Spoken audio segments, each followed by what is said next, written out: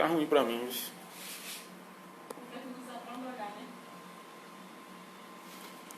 Você não pode tirar.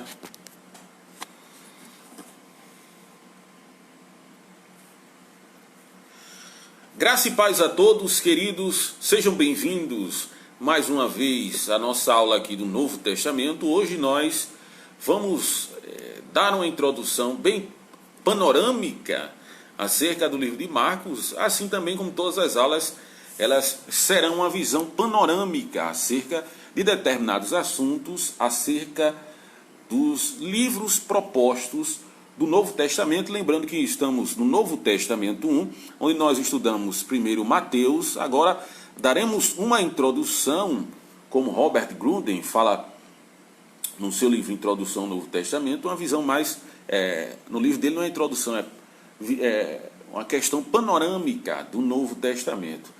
Queridos irmãos, eu não tenho muito bem esse acesso em relação a quantas pessoas estão na audiência dessa live, e gostaria que vocês, de certo ponto, vocês falassem, curtissem ou comentassem alguma coisa para eu ter a ciência das pessoas que estão falando. Paulo de Tarso, esse é o meu melhor aluno, está dando boa noite e a paz.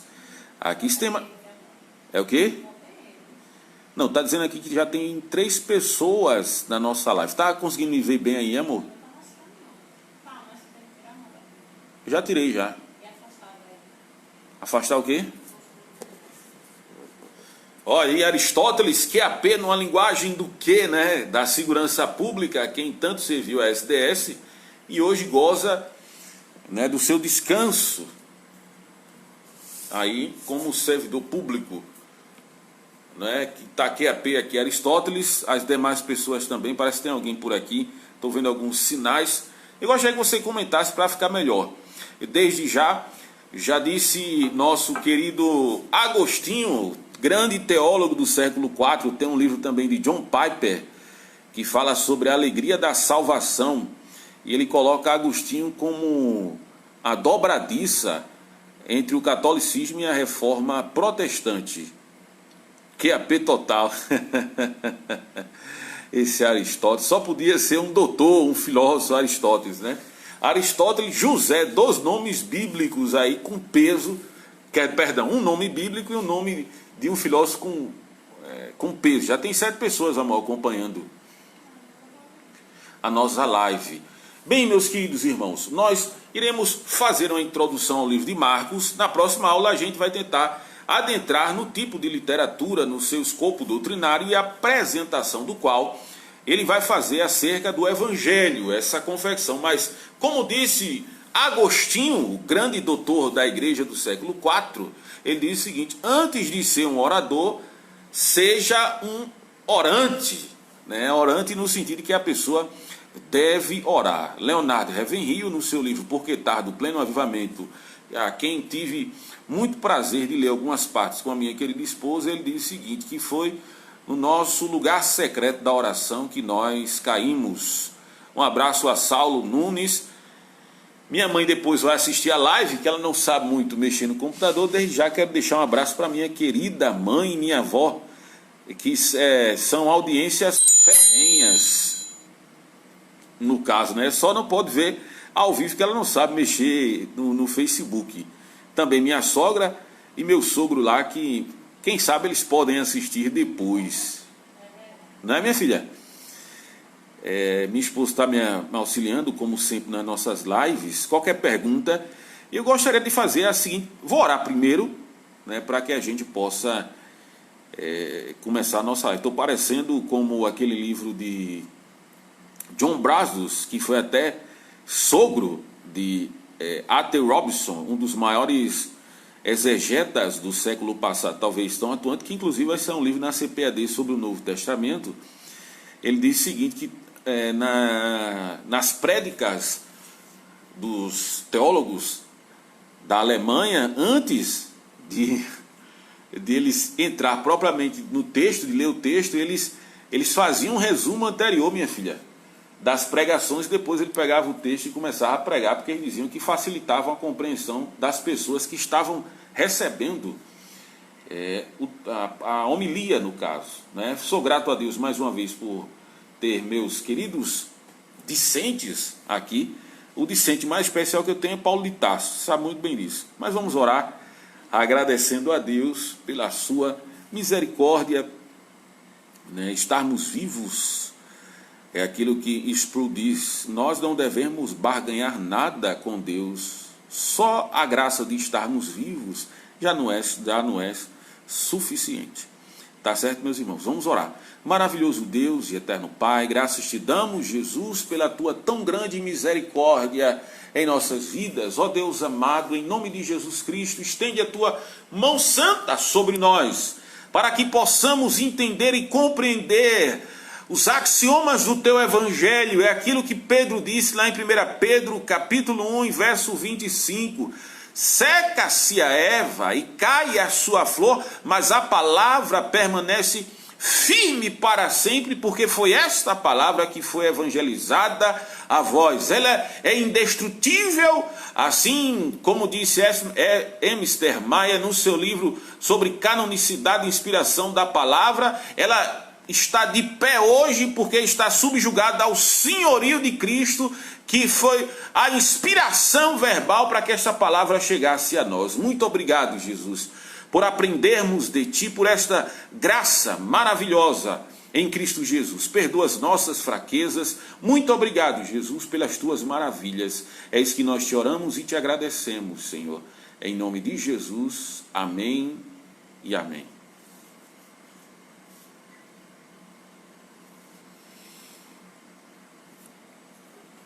Tá tudo ok aí, irmão? Vamos lá, meus queridos irmãos. Vocês sabem que eu gosto de falar muito. É assim, dá para perceber. O irmão Almide Barros da Silva, tem até 2 Silva no nome dele. 2 Silvas no nome dele, Silva e Silva. Bom, meus queridos irmãos, vamos lá. O Evangelho segundo Marcos. Robert Einstein disse, que é alemão, é Einstein, é isso mais ou menos. Ele diz o seguinte, que o Evangelho segundo Marcos, que no original é katamacron, katamacron, segundo, na palavra grega, ele vai dizer o seguinte, que é um evangelho muito precoce, é um evangelho universal e é um evangelho extenso. Por que precoce, meus queridos? Porque toda a tradição vai dizer, os colégios apostólicos, eles vão afirmar categoricamente que o evangelho de Marcos é o evangelho mais antigo. Ele é mais antigo do que Mateus, ele é mais antigo do que Lucas, ele é mais antigo do que o evangelho de João. Ele faz parte daquilo que nós consuetudinariamente chamamos de evangelhos sinóticos. O que é o evangelho sinóticos? Quem cunhou isso foi Friedrich Schleiermacher. Embora sendo liberal, teve algumas contribuições de suma importância para a contribuição teológica e conhecimento da manuscritologia. Ele diz o seguinte, são evangelhos sinóticos, sim quer dizer juntos, é a junção de 2 palavras, sim quer dizer juntos em grego, e ópticos quer dizer visão, essa visão juntas. Por quê? Porque tanto o evangelho de Mateus e o evangelho de Lucas, eles são confeccionados a partir, quer dizer, eles pegam o evangelho de Marcos e eles fazem uma abrangência em cima daquele evangelho como fonte inicial para poderem confeccionar o seu evangelho. Isso categoricamente, como Grant Osborne, Robert Einstein, Grunden, deixa eu ver outra pessoa aqui que também acredita, D.A. Carson, Leon Morris, que fala acerca, que tem um livro de introdução do Novo Testamento, e agora eu acabei de ver, eu já sabia que existia, mas também tem um livro sobre a introdução ao Novo Testamento de Leon Morris, que foi amigo de D.A. Carson, E eles falam muito bem acerca disso, de que o evangelho de Marcos é o evangelho mais antigo. É por isso que ele é um evangelho, Robert Einstein, ele diz que chama de evangelho precoce, porque foi o primeiro. Universal, porque ele foi confeccionado na língua grega. Ele traz algumas palavras em aramaico, mas a sua audiência original, o povo que recebeu inicialmente, como eu já falei em algumas salas de aula acerca do Novo Testamento, inclusive na nossa, eu tenho isso na minha cabeça, porque aprendi dos mestres nos livros e também presencial com alguns professores excelentes da FATEDEG, você sabe que Marcos ele não foi escrito para o pessoal de Jaboatão dos Guararapes, você sabe disso. Originalmente o livro de Marcos ele não foi escrito para o pessoal de Prazeres, nem tampouco o pessoal de Jaguarana, a melhor cidade de Paulista. O Evangelho de Marcos ele é a audiência original de pessoas de uma comunidade, de uma igreja que tinha a língua comum, que nós sabemos que é a língua grega. Não é? Ele é universal porque a língua franca era a língua grega, era uma língua que todos sabiam, embora que algumas pessoas, né, assim como Bart Ehrman, que eu acho errado, que ele era um pastor ortodoxo, mas se frustrou e virou liberal, ele disse que Pedro era analfabeto, porque 35% da população no primeiro século era analfabeto. Isso é um dado falacioso. Por quê? Os escritores, principalmente do Novo Testamento, eram pessoas que foram educadas, e a educação, assim como no Brasil, era obrigatória, eles tinham que estar na sinagoga. E na sinagoga, geralmente, se falava o hebraico mishnaico, não palo-hebraico do Velho Testamento, mas o hebraico mishnaico, que é do período intertestamentário, não é isso? Eles tiveram contato também com a língua grega, que era a língua do comércio. E alguns deles também poderiam falar latim, né? E isso é o que acontece com as pessoas que confeccionam o evangelho. O grego era uma língua franca. E ele também é universal porque, ao que tudo indica, eu acho que Irineu de Lyon vai dizer que ele foi confeccionado na Itália, né, na Europa, e alguns dizem que ele foi confeccionado em Alexandria, no Egito. Né? E ele também é extenso, por quê? Porque outras pessoas, como eu acabei de falar, pegaram o evangelho para confeccionar algumas cartas, alguns evangelhos, como o evangelho de Mateus e o evangelho de Lucas. Guardem isso nas vossas cabecinhas. Como o evangelho de Mateus quer apresentar Jesus como rei, o evangelho de Marcos ele também tem uma particularidade. Ele quer apresentar Jesus para aquele povo de uma certa forma. E qual é a forma? E o áudio aí está saindo bem, amor? Tu abaixa, né? Dá para me escutar, né? Mas aí, o vídeo aí, tá dando para ver? Tá certo. O evangelho de Marcos ele tem uma particularidade. Amor, tem uma pergunta aí. A particularidade é que ele quer apresentar Jesus como servo. Olha que coisa maravilhosa. Ecoa nos nossos corações o texto central com relação a essa programática de Marcos. Oi? Eu não comecei ainda não, mas se quiser começar, vamos lá. Vamos abrir em Marcos capítulo 10, em verso de número 45, por favor.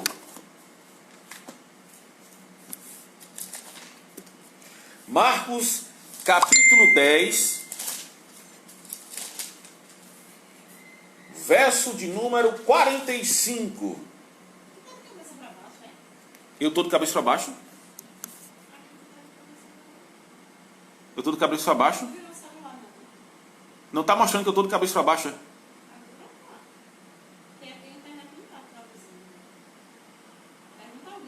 Ô, queridos irmãos, minha esposa está dizendo que ela tá me vendo aqui de cabeça para baixo ou de lado. Com relação a o vídeo. Vejam aí, por favor, meus irmãos, como eu estou aí na imagem. Se eu estou de cabeça para baixo, me avisem, por favor, que eu não tenho esse domínio. Está atualizando?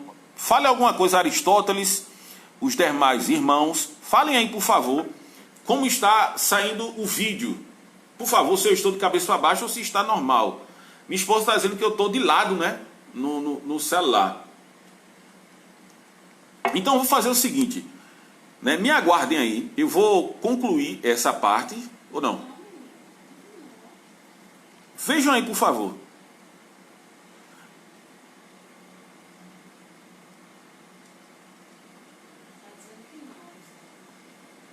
Eu não estou de cabeça para baixo, não, Aristóteles. Por favor.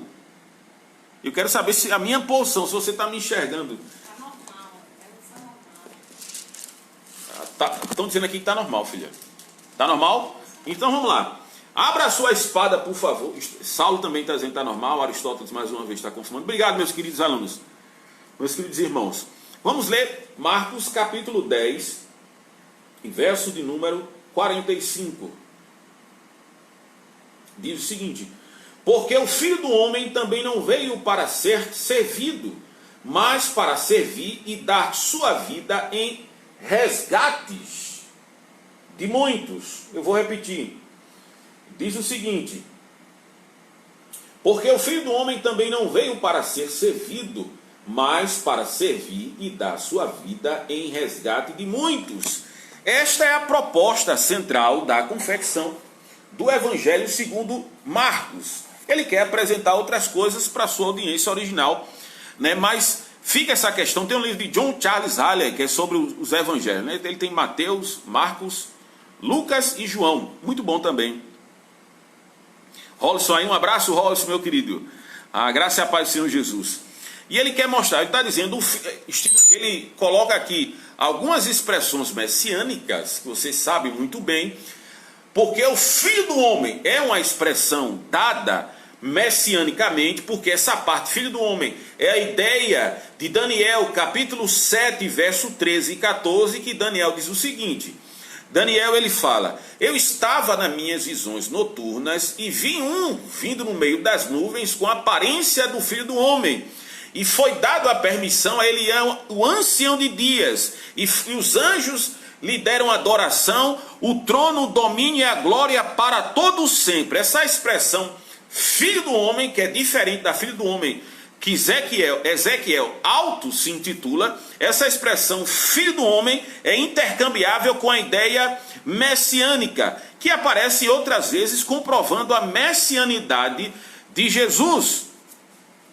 O Filho do Homem também não veio para ser servido, mas para servir. Essa ideia do doulos, que é a ideia de ser escravo, não é ser um serviçal, mas servir a Deus. Essa é a ideia que Jesus proporciona aos seus discípulos. Ele diz que o seu serviço é dar o resgate a muitos. Uma expressão messiânica, a sua questão missiológica e a sua finalidade. A expressão messiânica, Filho do Homem, a sua missão de servir. E o propósito dessa missão é dar a vida em resgate a muitos, né? Que é aquilo que nós chamamos, aquilo que Oscar Cullmann chama de Esgesenkirchen, que é a história da redenção. A finalidade do Evangelho, como diz Martin Lloyd Jones Jr., a finalidade do Evangelho não é proporcionar bênçãos para a sua audiência, mas é para resgatar o homem. Nosso querido e estimado pastor Leonardo Ravenhill, a quem muito me chama a atenção, ele diz o seguinte, que Jesus não veio para que o empregado virasse patrão ou que o pobre fosse milionário. Jesus veio para que os mortos eles tenham vida. Isso é proposto, isso é o epicentro, como Joaquim Jeremias tem um livro, Mensagens Centrais do Novo Testamento, e o centro da mensagem do Evangelho, como disse lá Paul Ruff no livro O Pentateuco. Estou falando rápido, né, amor? Tá bom? No livro O Pentateuco, eu aconselho a você, a gente até viu algumas coisas no Antigo Testamento 1, quem estava comigo ano passado lembra muito bem disso. Eu acredito que Aristóteles e Saulo, eles podem lembrar muito bem disso, inclusive aos sábados também, quando eu estava à frente da sala, eu falei aquilo que Paul Ruff ele cita logo na introdução. O Antigo Testamento, ele fala de que Jesus vem. Os evangelhos é dizer Jesus veio. O livro de Atos é a proclamação desse Messias. As epístolas de Paulo e as epístolas católicas, elas ensinam a obra do Messias. E o Apocalipse é dizer Jesus vem. A mensagem de Marcos é apresentar Jesus como servo. Por isso que você vê as expressões de milagres de forma consuetudinária, de forma harmônica, de forma seguida e progressiva. Por quê? Você pode ver que tem um livro de Hernandes Lopes, o comentário de Marcos, ele vai falar do Evangelho dos Milagres, levando também a consideração do comentário do Novo Testamento do grande mestre que nós conhecemos, que é William Buckler, que é um mestre da literatura grega, estudou em Oxford, na Inglaterra. Deixa eu tomar um pouco da minha água aqui, juntamente com essa caneca bonita. Tem como tu botar do lado, não? Mas não tá falando nada, é gravado. Ele não atualiza a página. Então faça o seguinte, saia dele e depois abra de novo. Dê um reset aí no telefone, ligando, desligando.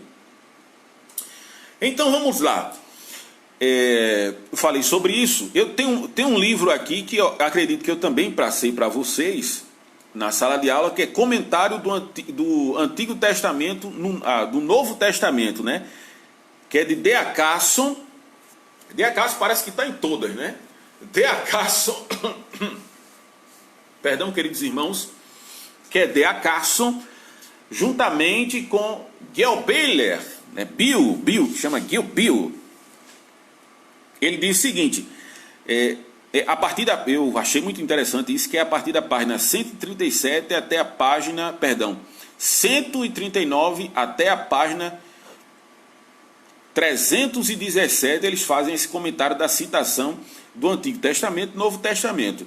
Ele vai dizer que tem 69 citações diretas do Antigo Testamento no livro de Marcos. Só no prólogo, que é nos capítulos iniciais, né, na propedêutica de Marcos, que é no início, ele fala que existem 6 citações diretas, mostrando Jesus cumprindo as profecias, e fala acerca daquele que é João Batista, que Jesus falou, que ele é o Elias que havia de vir, proclamado lá pelo profeta socrático, né, que chamam profeta socrático, pelas grandes perguntas de Malaquias.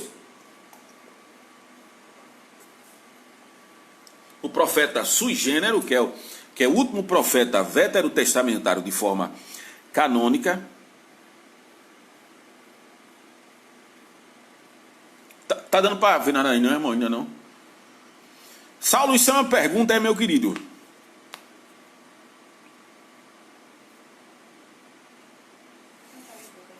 Oi? Mais ou menos. Saulo está dizendo o seguinte aqui, amor. Noto que os autores dos evangelhos, uns escreveram as parábolas com mais detalhes e outras não. Para você ter ideia, no livro de João não tem parábolas. Não tem parábolas. O livro de Mateus e o livro de Lucas, devido à questão de caracteres maiores do que o livro de Marcos, ele também tem parábolas. O evangelho de Lucas, ao que parece com relação às parábolas, ele é mais detalhado. Por isso tem até um livro do mesmo autor, Jesus, a face de Jesus no Oriente Médio, que eu me esqueci o nome dele aqui agora. Ele tem um livro falando sobre parábolas no livro de Lucas. Não só ele, mas outros autores.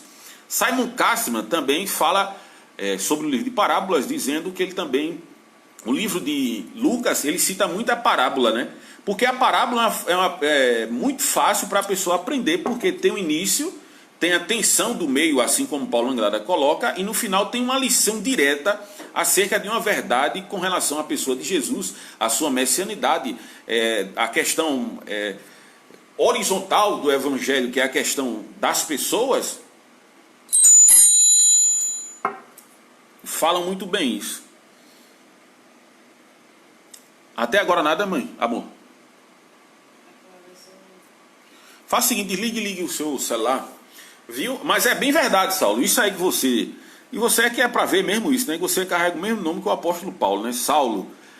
Né? Eles abrangem dessa forma realmente, com mais detalhes. Outros não, devido à sua audiência original, a audiência que recebeu os evangelhos.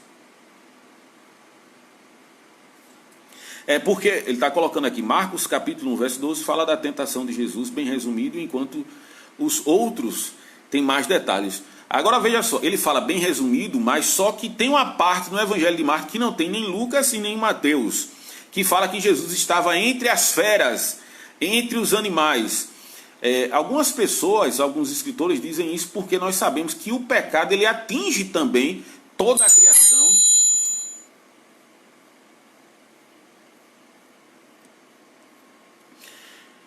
Ele vai atingir toda a criação.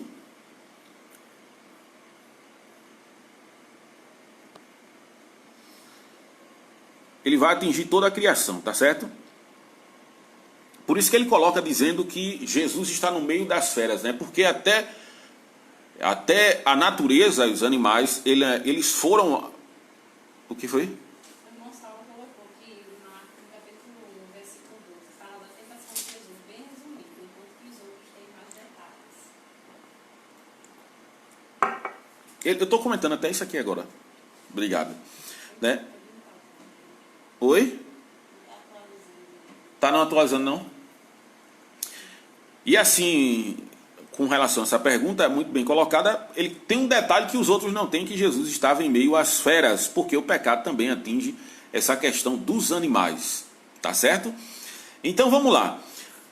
O autor, vocês sabem que nenhum dos evangelhos, eles trazem... né? Quem foi o autor original? Não tem dizendo que foi Mateus que escreveu Mateus, não tem dizendo que João escreveu João, não tem dizendo que os demais autores quem foram.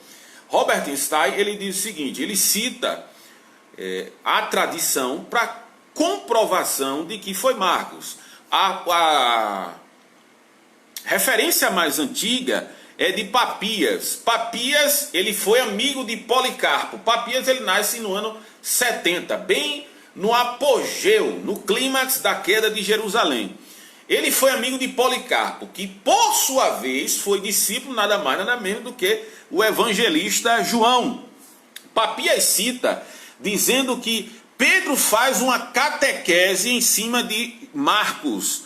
Ele está ditando como foi o evangelho, porque Pedro, costumeiramente, isso quem cita é Eusébio de Cesareia, o historiador da igreja no século IV, dizendo que Pedro era muito acostumado, está no livro de Robert Stein, que é no comentário Baker Exegetical, que é um comentário em inglês que não tem em português, mas nada que o São Google Tradutor não possa nos ajudar para a gente entender.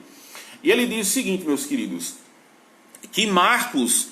ele é um moço petrino, né? Enquanto Lucas é um moço paulino, Marcos ele é um moço petrino que está escutando diretamente de Pedro o evangelho e confecciona esse evangelho para que as pessoas tenham consciência daquilo que está sendo dito. E o texto é bem interessante quando Eusébio diz que ele não deixava uma palavra sequer cair, tudo era proveitoso na compilação e na confecção desse evangelho. Outras pessoas que também contribuem com isso: Clemente de Alexandria, que foi uma pessoa da patrística; Irineu de Lyon, que escreveu aquele best-seller no primeiro século, será que posso falar assim, que era contra as heresias, contra Haireses, no original, anti-Haireses, as heresias do primeiro século, principalmente contra o marcionismo.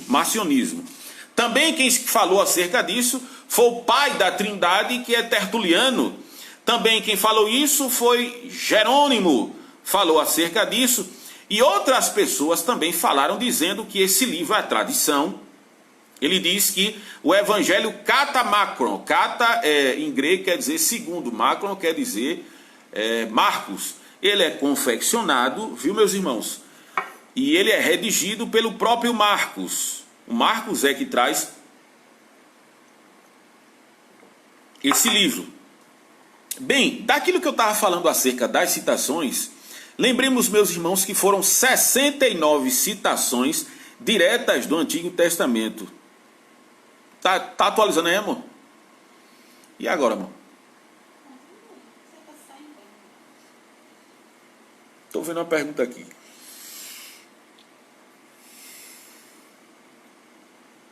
Aproveitando a pergunta do irmão abençoado Saulo, faço uma pergunta. É porque os historiadores das suas pesquisas, então foi relatado na maneira passada paganismo.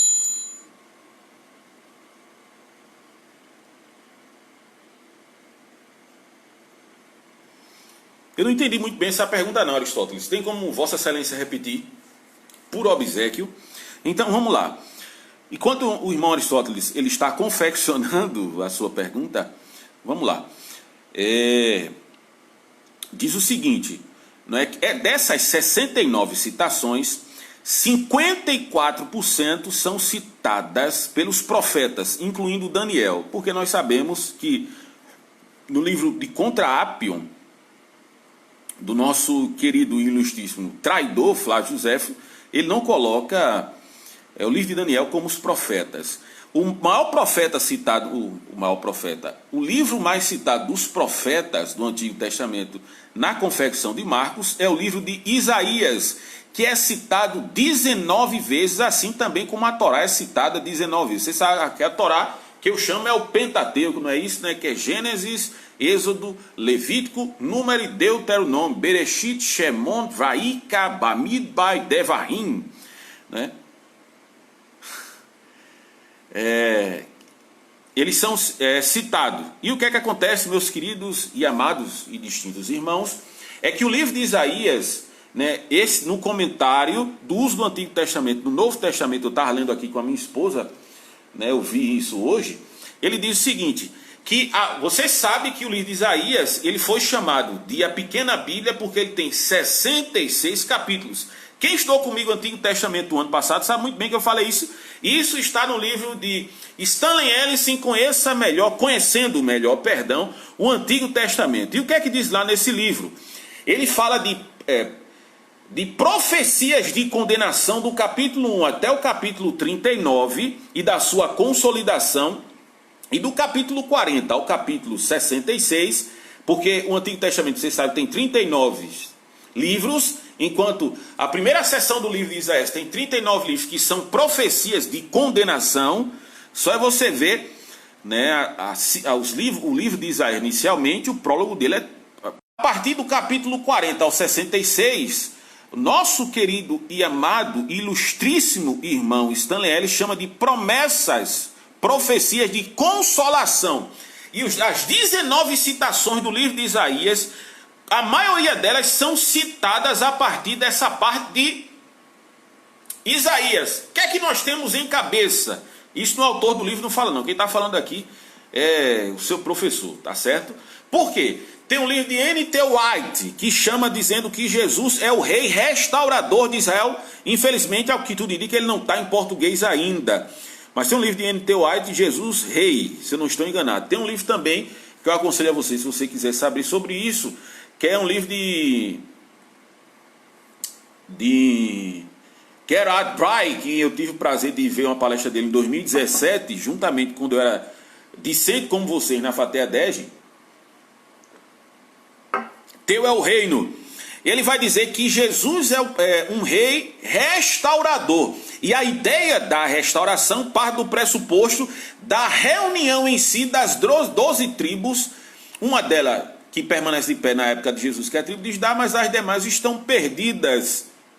E esse rei é um rei unificador. Por isso que Isaías é tão citado nessa questão com relação a Isaías. Por quê? Ele quer trazer Jesus, a ideia de um Jesus, o servo sofredor. Você sabe que está no epicentro dessa parte, que é no capítulo 53 de Isaías, que até Paulo cita em Romanos 10, né? Quem deu crédito à nossa pregação?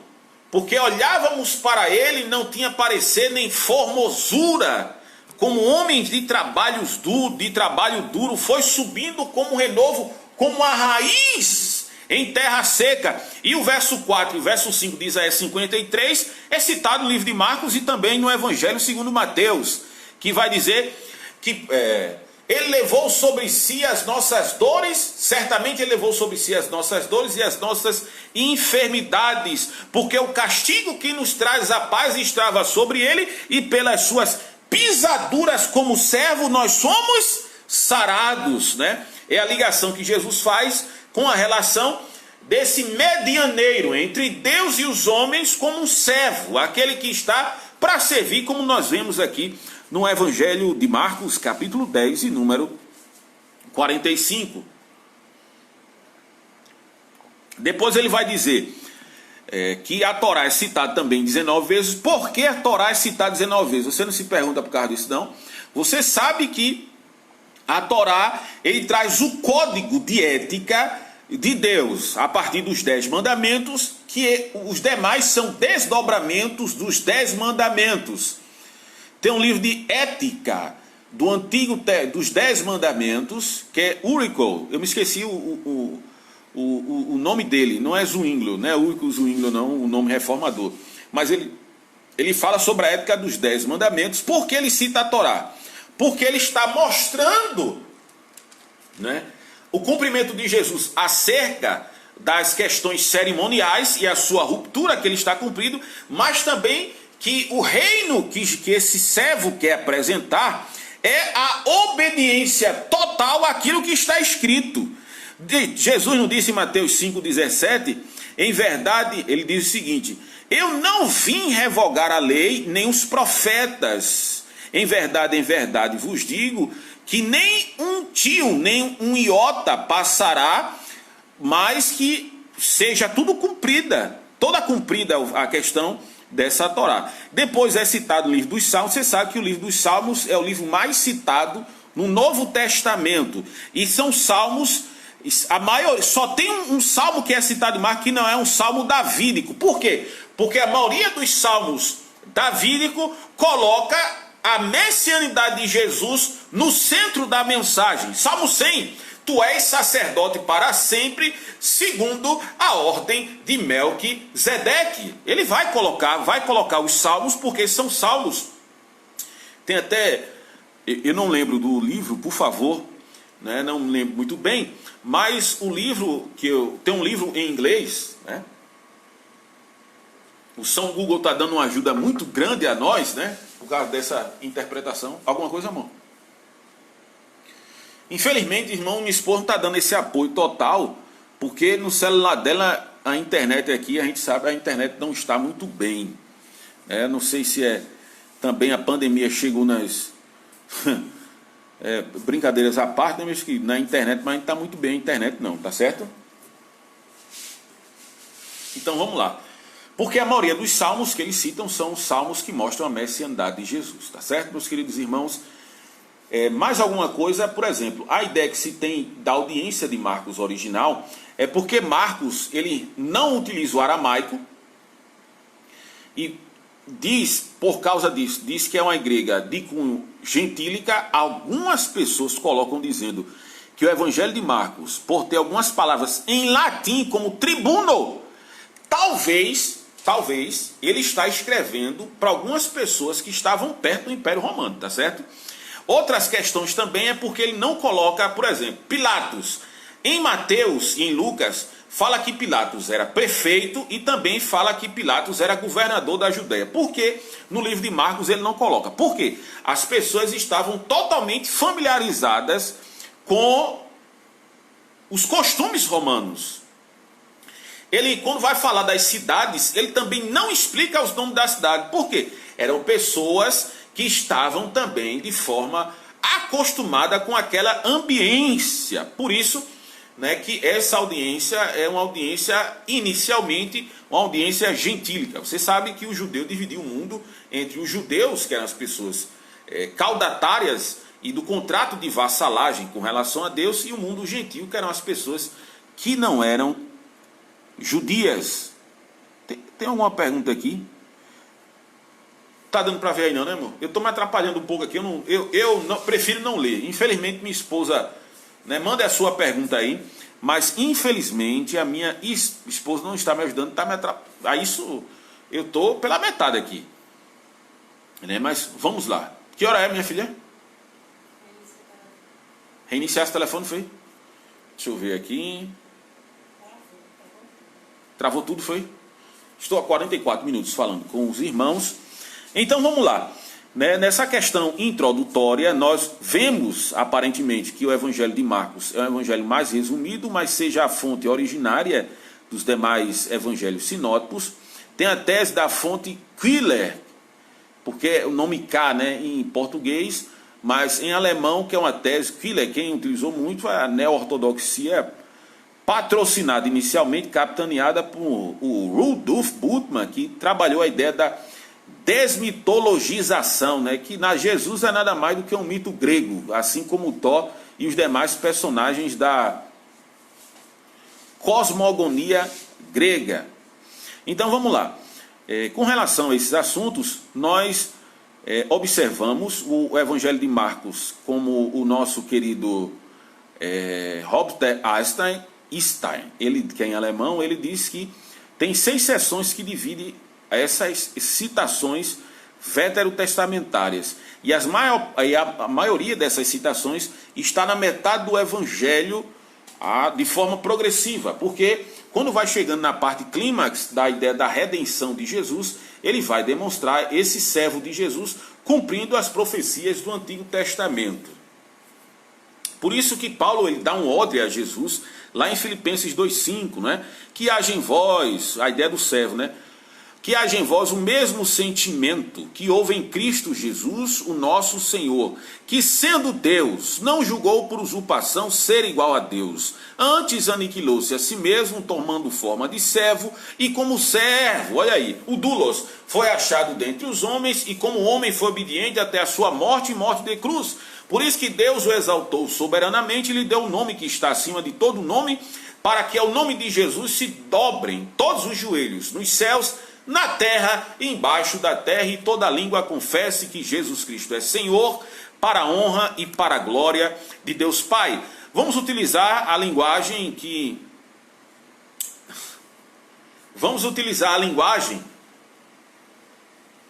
Sidney Negredan nos fala acerca dos textos, das temáticas longitudinais. A ideia desse Deus servo apresentado em Marcos é que mostra esse dinamismo de Jesus o tempo todo, operando milagres, mostrando ele como servo. Eu gosto de Leonardo Ravenhill, que ele diz o seguinte: o que você tem feito da sua vida vale o sacrifício de Cristo pelo aquilo que ele fez?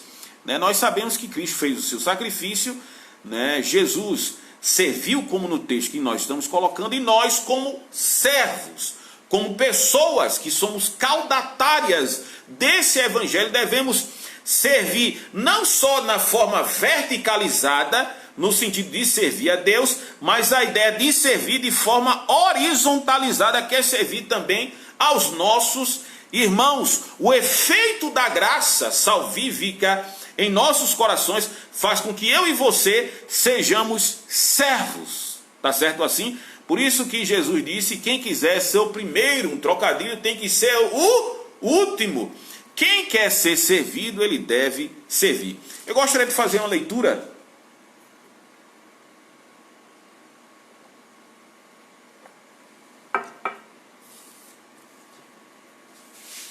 veja as citações, né, no prólogo de Marcos. Vamos ler o livro de Marcos. Eu quero ler com vocês até essa parte do verso 8,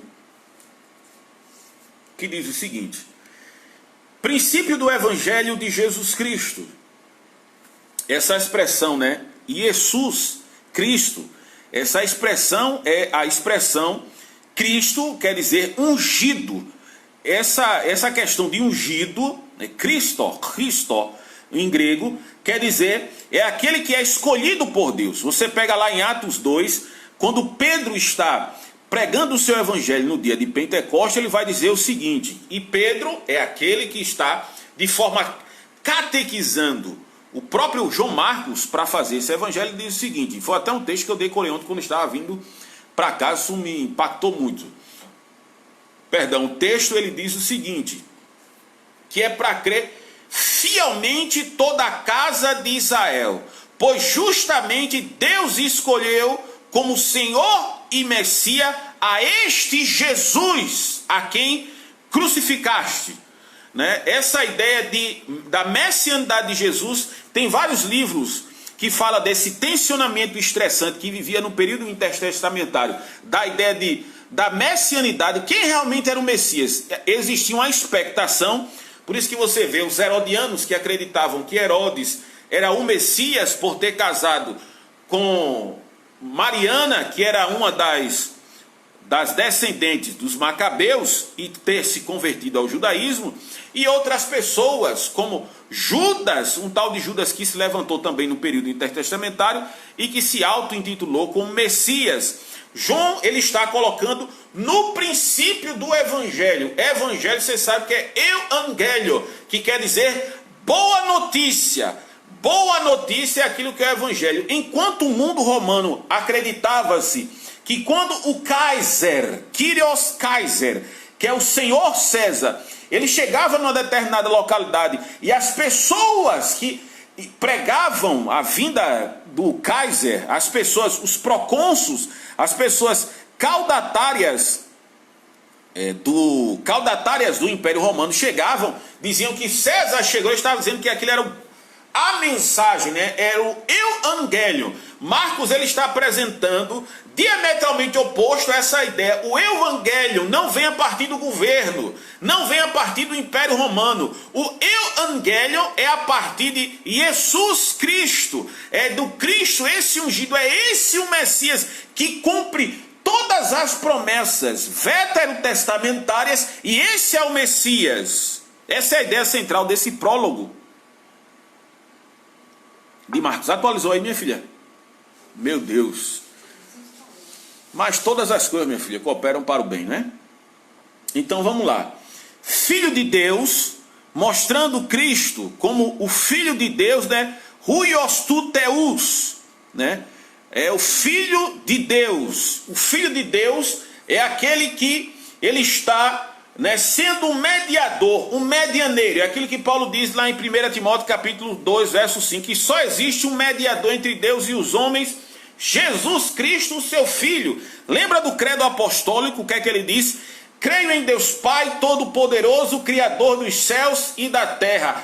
Creio em Jesus, o seu único Filho. Aí vai dizer que padeceu na mão, que nasceu, que foi concebido pelo Espírito Santo, nasceu da Virgem Maria, padeceu na mão de Pôncio Pilato, foi morto, crucificado e ao terceiro dia ressuscitou dentre os mortos e subiu aos céus e está sentado à destra do Pai Deus Todo-Poderoso. Creio no Espírito Santo, creio na igreja, creio na ressurreição, creio na remissão dos pecados, creio na comunhão dos santos, creio na vida eterna e amém. Esse credo apostólico, ele mostra Jesus como Filho de Deus. Veja as questões, né, a propedêutica da citação veterotestamentária de Isaías. Vê como ele diz: como está escrito nos profetas. Embora que ele não coloquem diretamente o que é o profeta, essa palavra no original, eu até tenho um vídeo aí se você quiser me acompanhar, né, porque só em Jesus tem salvação. Eu também tenho sobre a questão da ressurreição, porque devemos acreditar na ressurreição. Está lá no meu canal, no canal que Deus assim proporcionou, que é um canal Os Porquês da Bíblia. Depois eu coloco um link aqui para que você possa acompanhar também. Quando ele diz essa citação, né, porque está escrito nos profetas, ele quer comprovar claramente e cabalmente que tudo aquilo que tem acontecido é a promessa que já chegou veterotestamentária. Quando ele está citando um profeta, é muito mais o verbo utilizado, que é o verbo mais que perfeito do regrafê, está escrito. É uma coisa, quem vai falar isso é Daniel Wallace. Ele vai dizer que é uma coisa que ele está dizendo o seguinte: aquilo foi escrito, no caso do profeta Isaías, 700 anos antes do Senhor Jesus Cristo. Aquilo que está escrito e confeccionado 700 anos, mas ainda tem a valia hoje, que é o Action Start. Depois, quando você tiver aula de grego aí com o pastor Rogério, você vai entender muito bem isso aí com relação ao tempo verbal. Ele está dizendo, foi escrito, mas está valendo até hoje. Por isso que vai dizer lá em 1 Pedro, capítulo 1 e verso 25, Pedro vai dizer o seguinte: seca-se a ervas e cai a sua flor, mas a palavra do Senhor permanece firme para sempre. Ela é válida, ela não ficou para trás. É aquilo que Billy Graham disse, que a palavra de Deus é mais atual do que o jornal do amanhã. É a mesma coisa que Marcos, que está ecoando as palavras de Pedro e confeccionando, dizendo, como está escrito nos profetas, Isaías capítulo 40, né? Eis que envio o meu anjo ante a tua face,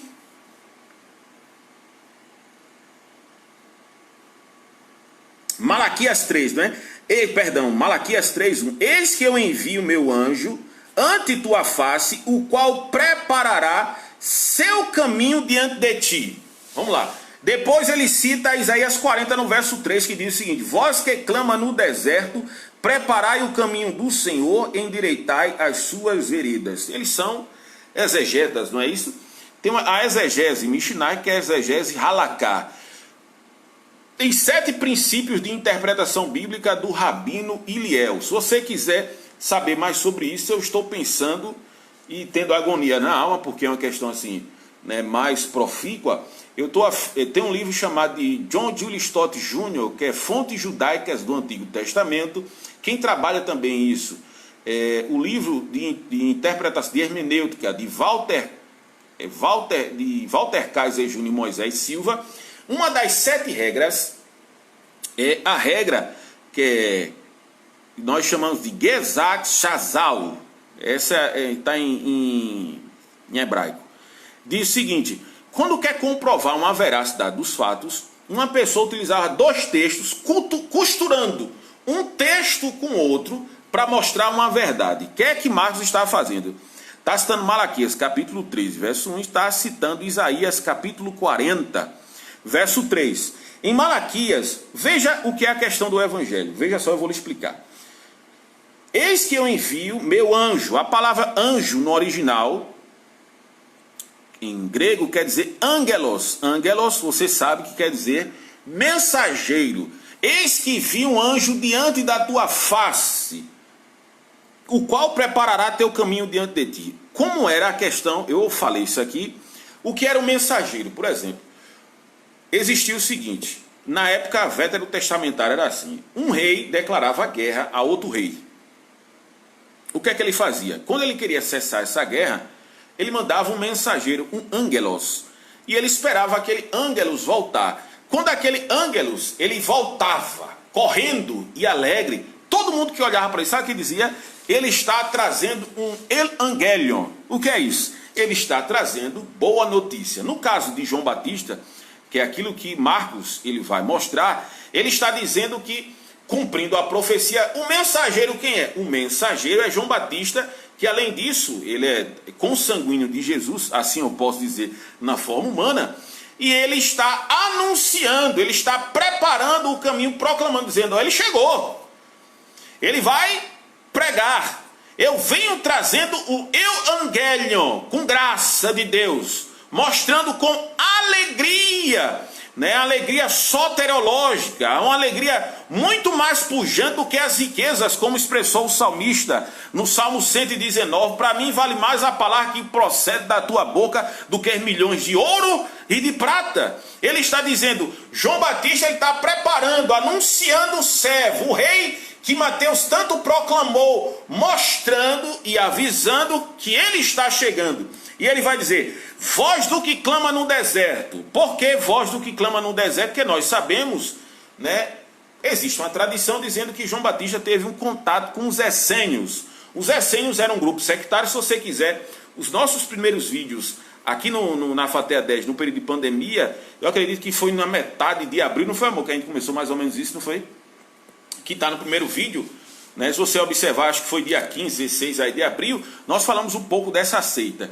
João Batista ele vai para o deserto até se manifestar no deserto da Judéia. E os essênios eram um grupo que trabalhava, embora que isso não venha diretamente deles, com a ideia de purificação ritualística. Qual era a purificação ritualística, queridos? Eram que eles tomavam mais de 10 a 15 banhos por dia, eles se vestiam de branco para dizer que naquele rito, no Tevilá, eles estavam se purificando. Né? Albert Edelstein, ele tem um livro que ele foi professor na Universidade de Oxford, de judaísmo no século XIX, inclusive ele se converteu ao cristianismo. Ele tem até um livro falando sobre as festas de Israel, só não lembro o nome. Mas ele diz o seguinte, que para a pessoa ser, que ele chamava de prosélito de justiça, uma pessoa que queria ser judeu, ele tem que passar por 3 coisas. E uma dessa peneira era a questão do Tevilá, que era o banho batismal que nós conhecemos hoje, que faz parte da nossa iniciação enquanto cristãos. Então vamos lá. Vós do que clama no deserto, preparai o caminho do Senhor e endireitai suas veredas. Essa expressão, né, de endireitar, nosso querido e amado William Buckler, ele vai dizer que uma coisa era terrível, quando uma pessoa no primeiro século dizia que ia viajar devido aos problemas que se tinha, tanto no percurso com relação à questão geográfica e tanto também porque a pessoa poderia ser alvo de assaltantes. Era uma coisa terrível caminhar porque os caminhos eram tortuosos. A Isaías traz essa linguagem de forma soteriológica. Endireitar o caminho. Como é que se endireita o caminho? Aplanando esse caminho. E esse caminho, como é que ele é aplanado? Com a chamada do Evangelho. Lembra que caminho, ele também, biblicamente, em Provérbios 16, 25, vai dizer: há caminhos que para o homem parece bom, né, minha filha? Mas o final é caminho de morte. Né? Preparar o caminho é mostrar o caminho. E quem é o caminho? Nós sabemos, está aqui no verso 1, o caminho é Jesus Cristo, Filho de Deus. Por isso Jesus disse em João 14, 6, eu sou o caminho, a verdade e a vida, e ninguém vai ao Pai a não ser por mim. Então vamos lá. Apareceu João batizando no deserto e pregando o batismo de arrependimento para a remissão dos pecados. João Batista, está faltando, né, essa classe de pessoas hoje, né? Já disse John Charles Eye no livro da introdução sobre santidade, que é um livro muito bonito da editora Fiel. Meu aniversário é 22 de setembro, está muito perto. Ele diz uma coisa muito interessante, né? Isso faz quase 2 séculos. Ele morreu em 1900. Ele diz o seguinte: uma das doutrinas mais temidas de ser pregada nos púlpitos e mais negligenciada é com relação à santidade. João estava no deserto pregando a graça de Deus sobre arrependimento. Sabe o que é arrependimento no original? A palavra metanoia, meia volta, volver. Né? E a questão do batismo era esse processo de iniciação e demonstração pública de fé. Toda a província da Judéia e os de Jerusalém iam ter com ele, todos eram batizados por ele no rio Jordão, confessando os seus pecados. João andava vestido de pele de camelo e com um cinto de couro em redor de seus lombos, alimentando-se de gafanhotos e mel silvestre. Essa ideia, né, essa edumentária própria de alguns profetas do Velho Testamento, mostrando não ser de uma classe especial, mas através das suas vestes, né? Tem uma pessoa que eu creio que ela vai escrever um livro chamado Vozes dos Profetas. Não é isso, né? Os gritos dos profetas. O grito dos profetas, né? Ed Souza, seja bem-vindo, meu irmão, em nome de Jesus, tá certo? E alimentava-se de gafanhoto e mel silvestre, né? Gafanhoto, ele faz parte, né, do kosher, né, da comida judaica, é bem diferente para nós. Gafanhoto e mel silvestre. Mel, né? Come mel, meu filho, porque te é saudável, diz um texto lá da Bíblia de Salomão, né? Salomão citando um proverbista salomônico. Essa ideia de mel também participava, né, do kosher judaico, e essa dieta, acredito que essa dieta está mostrando até uma diferenciação naquilo que ele comia, né? Por isso que os autores sempre colocam isso, principalmente Lucas, que fala mais sobre João Batista, mostrando essa diferenciação na sua alimentação, na sua vestimenta e também na sua pregação. Então vamos lá, e pregava o querigma, né? A questão querigmática de João Batista. Minha garganta está falhando já.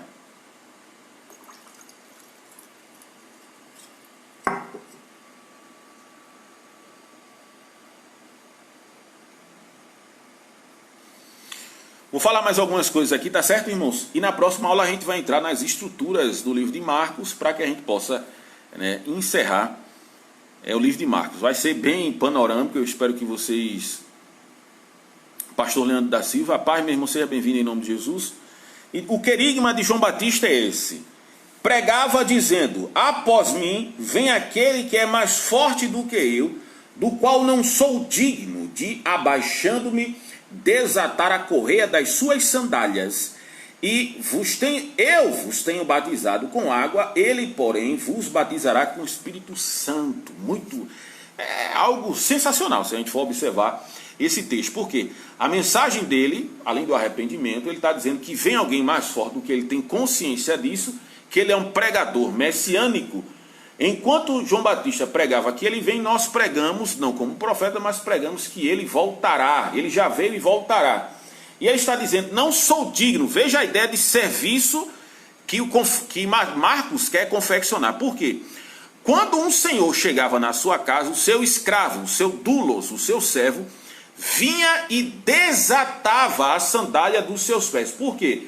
Porque ele trazia muita poeira da rua, né, e batia aquela sandália, mostrando que não trazia aquela poeira para dentro da sua casa, porque poderia ter passado numa rua, principalmente naquele momento. As ruas eram ruas ditas romanas, no costume deles lá. E o que é que ele está dizendo? Ele está se colocando abaixo. Que coisa maravilhosa, né, filha? Um ato que nós chamamos na psicologia de autocomiseração. Já disse Josué Gonçalves, né, pelo menos essa parte é muito boa do que ele diz.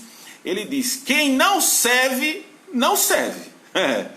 Quem não está disposto a servir, ele não está disposto a adentrar no reino dos céus. Só é pegar a história de Martin Lloyd Jones Jr., que deixou de ser médico na Escócia para ser pregador. Dwight Lee Mahmood, que era sapateiro na época, ganhava $25 mil. Martim Lutero, que preferiu pregar a verdade e ser excomungado da igreja do ICAD que nós conhecemos. A ideia de serviço que nós temos com relação ao reino dos céus. Pedro está servindo a Jesus, ecoando a sua voz no coração de Marcos para que ele possa confeccionar o evangelho. Marcos, confeccionando o evangelho, está servindo ao reino de Deus, né?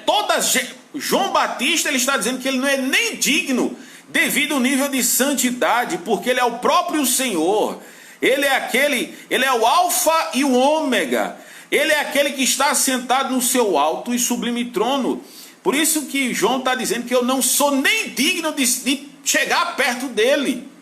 E hoje, infelizmente, nós vemos esse pregador coach dizendo que não existe diferença entre ele. Eu sou tão justo, né, que não existe diferença entre mim e Deus.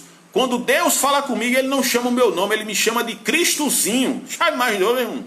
Essa degradação que chegou aos nossos putos. E aqui: eu vos tenho batizado com água, ele, porém, vos batizará com o Espírito Santo. Veja só. Eu sei que vocês estudaram pneumatologia em teologia sistemática, mas entenda uma coisa: quando nós entendemos essa percepção, essa historiografia, podemos dizer assim, com relação ao Espírito Santo, você sabe que o período intertestamentário, o próprio Flávio Josefo, no livro Contra Apio, vai dizer que Deus se calou. Não é que Deus se calou no sentido de que não existia nada escrito, mas Deus não começou a utilizar os profetas. Os próprios fariseus, eles acreditavam que a revelação, que era por inspiração bíblica, eles diziam que tinha se cessado. Existia uma promessa em Isaías, que eu citava muito essa promessa, dizendo o seguinte: quando o Espírito Santo descer do céu, o deserto se transformará num bosque. Se eu não estou enganado, é Isaías 32. O Espírito Santo, ele é, digamos assim, ele para de utilizar os profetas, aquilo que Oscar Cullmann, no livro Cristologia, chama de recipiente.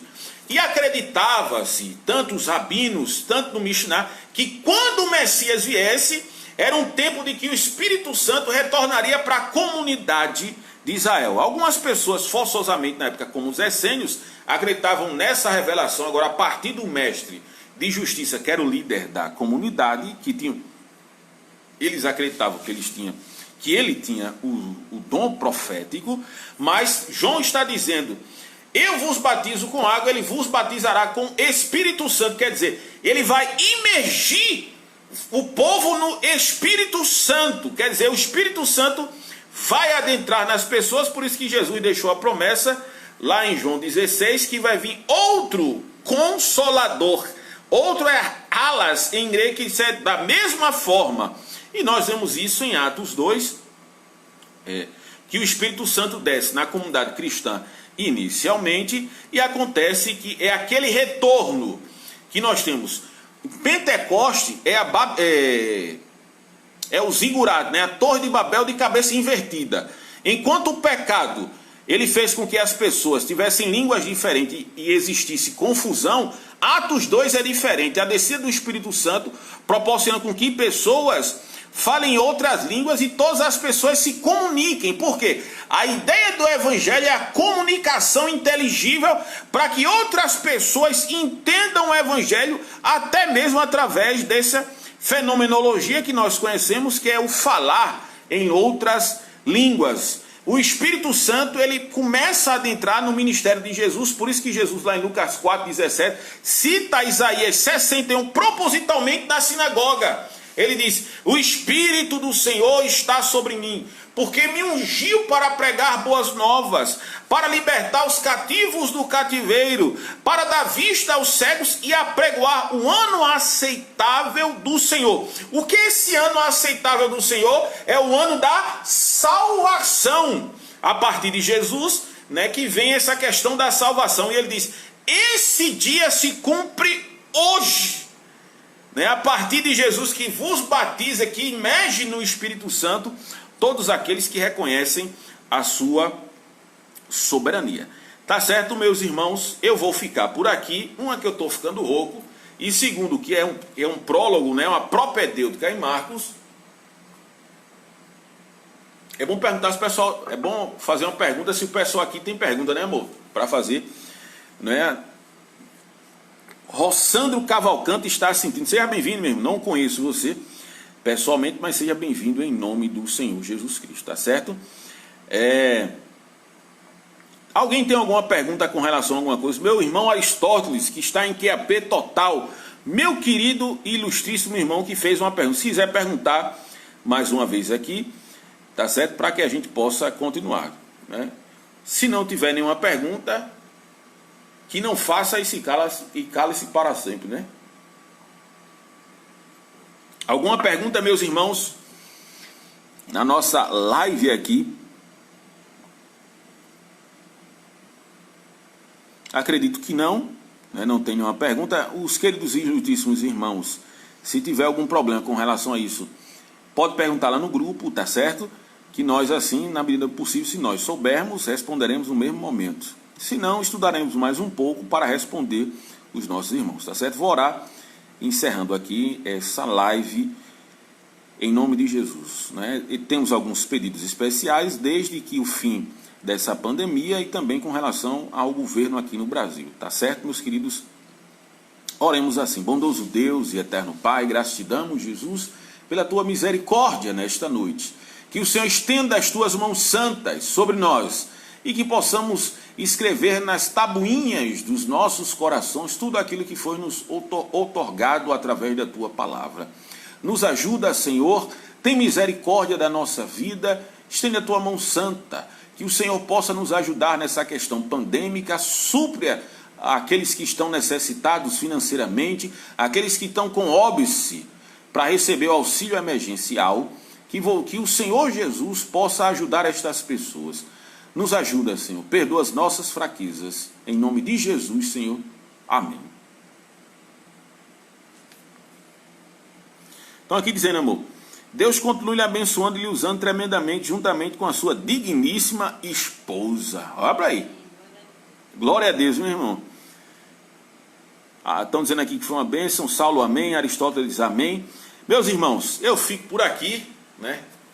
E que nós possamos estar, se Deus quiser, dentro da sala de aula, né? Deus é que pode acabar com essa pandemia, né, minha filha? Né? Mas, se não, nós ficaremos por aqui. Meu amigo Heron, evangelista. Agora aqui? Não, vou fazer em áudio. Melhor aqui agora. Bom, meus irmãos, né, eu sei que nós estamos com essa dificuldade, essa limitação com relação a essa pandemia. Algumas pessoas, né, devido a essas dificuldades, essa questão desse terror psicológico, né, que nós estamos vivendo, né, eu vou falar um pouco da minha vida acadêmica aqui, né, das coisas que eu vivi. Desde quando eu me converti em 2006. Mas por que você vai falar? Eu vou falar porque, assim, não é aqui, eu estou colocando meu perfil projetista. Longe de mim, meus irmãos. Eu estou falando isso aqui com relação para que sirva de estímulo, para que você possa continuar. Vou só explicar rapidamente. No ano 2006, quando eu me converti, desde o início disseram para mim que eu tinha uma vocação para pregar o Evangelho. Bem, eu não entendia muito bem isso, porque eu fazia decorar alguns textos e citar.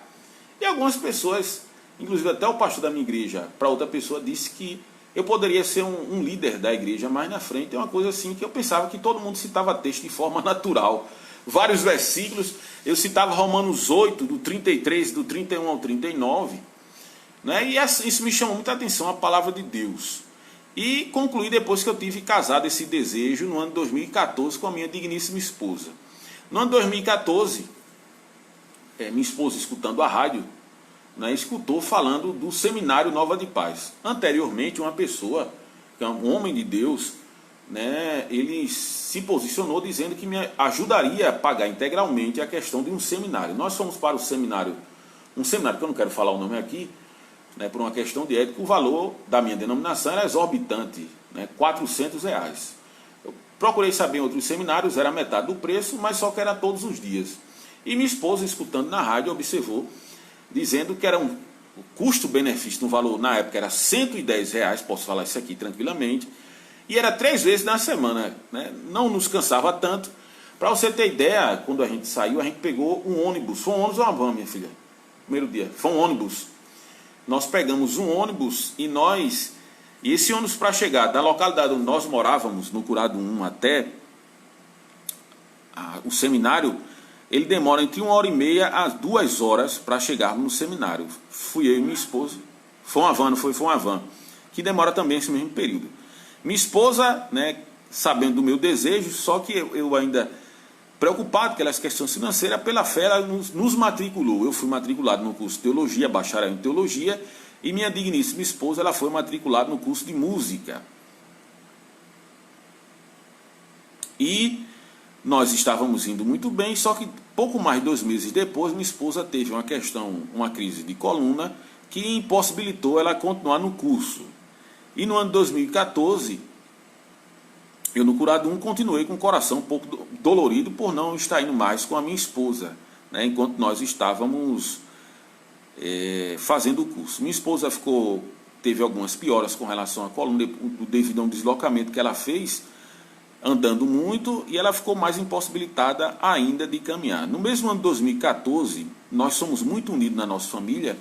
Meu primo teve uma crise psicótica terrível, a nível terrível. Passou 15 dias sem dormir e ele foi internado no hospital, algo que abalou emocionalmente a nossa família. Em 2015, outra dificuldade foi que meu pai, ele, devido a níveis estratosféricos da sua glicose, ele quase perdeu o pé.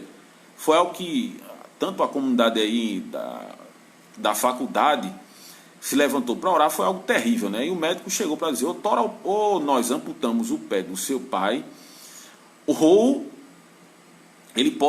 a gangrena pode entrar na corrente sanguínea e ele pode morrer, né? Nós ficamos preocupados e Deus, com a sua graça, entrou e fez com que ele não perdesse nada do seu pé. Perdeu somente um dedo. No ano de 2016, né, no outro ano que eu estava na faculdade, foi o momento mais doloroso da minha vida. Eu estava morando já aqui em Paulista com minha esposa. E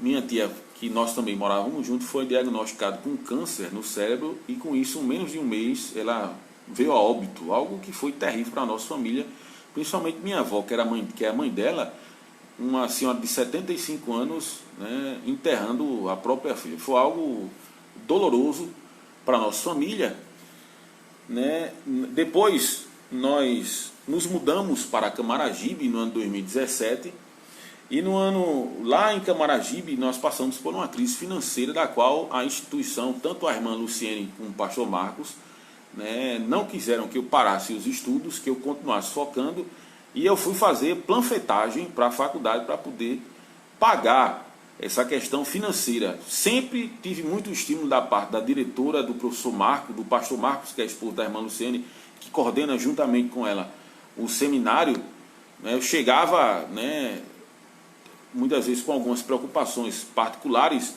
E a irmã Luciana, o pastor Marcos sempre dizia, já se você está sendo provado é porque realmente Deus, né, está nessa situação, né? Como todas as pessoas passam por privações.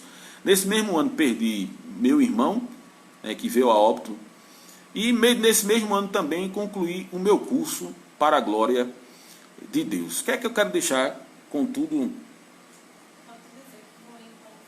E o avô de Patrícia, né, que era meu avô também, quando terminei o curso, pouco mais, ele veio a óbito, infelizmente, uma dor inenarrável, um servo do Senhor, um homem que mais de 66 anos servindo a Deus. E também o que mais, esqueci de alguma coisa, irmão? Está aqui no papel. No papel, né? É só isso mesmo, né? E essas questões, mas enfim.